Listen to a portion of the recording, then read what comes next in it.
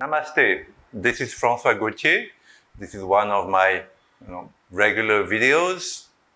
Now, after the very successful informal meeting between Mr. Narendra Modi, the Prime Minister of India, and the Chinese President Xi Jinping in Mahabalipram, I must say it was beautiful, and there was a genuine feeling that Mr. Modi went all out to welcome the Chinese president and to make him experience the beauty and the ancient tradition of India, the very ancient history of India, as ancient as the Chinese. I still would like to express my reservations about the Indian policy of trying to please the Chinese, expecting them in return to moderate their hard stance towards India. Now, history shows us since 1947 that the Chinese have never done that, whether it was Mr. Nehru trying to placate them or whether it was Mr. Modi. The Chinese have a sentiment of superiority. They're actually racist. They think the Indians are inferior. It is a fact. They're not showing it. They're very clever people, highly intelligent people, but it is a fact that they think that Indians are inferior. Secondly, if you look at the facts, from in the 60s onwards, the Chinese are those who gave Pakistan the nuclear weapon, the nuclear technology. They could not achieve everything. It is the Chinese who gave the nuclear technology and the enriched uranium to Pakistan so they have their nuclear bomb. Not only that, but they gave to Pakistan North Korean missiles capable of striking India with nuclear weapons from Pakistan. The Chinese are responsible for that. And I will go even further.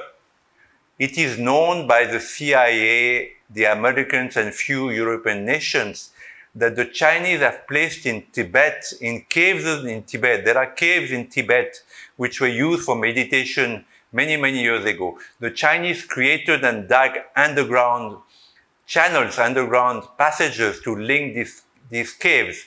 And because they cannot be seen by satellite, they have placed nuclear missiles aimed at India from Tibet. So the Chinese are directly threatening nuclearly India from Tibet. So I will not trust the Chinese at all. And lastly, the Chinese are making a new Silk Road, the ancient Silk Road, permitted the travel of goods, between India and China and the rest of the world. So the Chinese are using billions of dollars to create a new Silk Road that goes through Pakistani Kashmir, which is again a threat to India.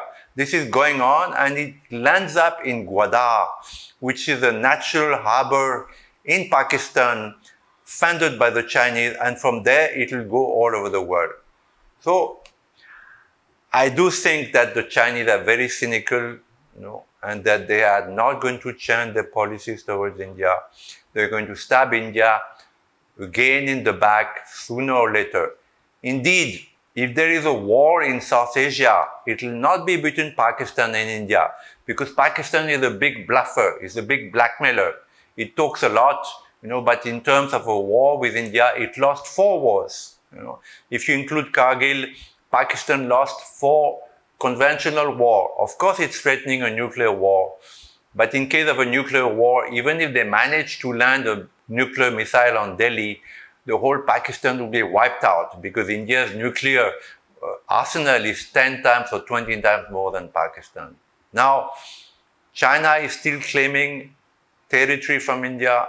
It's still holding on. Actually, I think, India should use the Dalai Lama and Tibet, which are wonderful people, real spiritual people, close to India, not demons like the Chinese. I use the word demon because Sri Aurobindo, whom I respect so much, warned about the danger of Chinese hegemony in the late 40s. And he said that Chinese communism is a danger to the world. And it still is today. The Chinese hegemony, has no end. They got Hong Kong, Luckily, there are riots now in Hong Kong. They want Taiwan. They will get Taiwan for sure. They want Arunachal Pradesh. They want the whole world. That Silk Road is a plan to monopolize the world. Already in Africa, they have bought so much land. They invested so much that Africans are in debt toward them. The same is true of Sri Lanka or Burma or Nepal. China is a very dangerous Asuric power in the world. And I, for one, think that India has only one weapon, which is Tibet and the Dalai Lama, the one weapon that rattles the Chinese and makes them angry, and they lose all their logic and, and their cynicism. So India should use the Dalai Lama, such a wonderful person, such a holy person, a person who loves India, a person who is close to India. And the Tibetans, what a wonderful people compared to the Chinese, who are such ruthless and cruel people. So it is my, aspiration that India will see the light, will support Tibet and the Dalai Lama, and counter the Chinese hegemony and threat. Namaste.